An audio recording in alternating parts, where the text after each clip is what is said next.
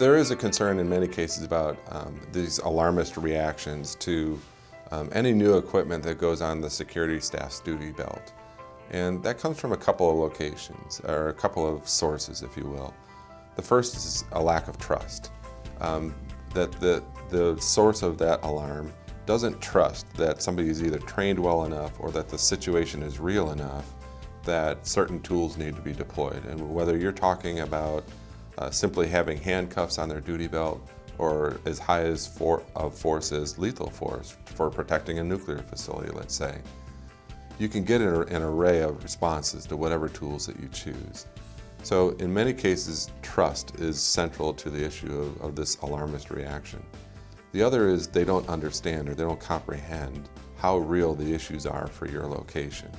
And so you'll get an outsized reaction from somebody because they didn't understand that a certain location was at risk. So as an example, you can run into this in let's say it's a school setting. And there's an administrator who's trying to put our technology onto the duty belts of the school resource officers and their protective staff.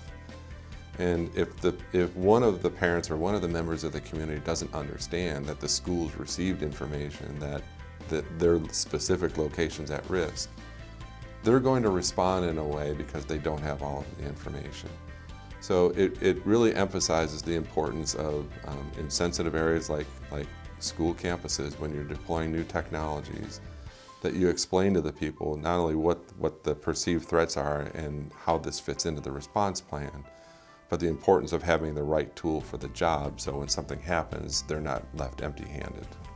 And how the Pro V2 addresses that is the design of the product. And when we explain this to either the subject matter expert that's on staff for this location, or when we're helping explain this to the communities that they serve, what we explain is that the tool was built specifically for this type of situation. This isn't a piece of military equipment that we're cramming into a civilian need.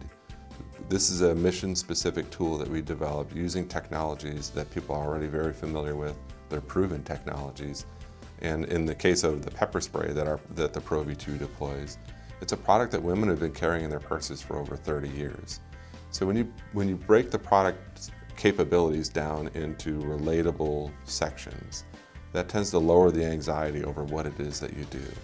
And so what's left now is the discussion around either the shape of the product, how it's carried, who carries it, or in some cases even the color of the unit. So it's why we chose a neutral color for the unit. It's white in color, and that's deliberate. That's to make it clear that it's not a firearm.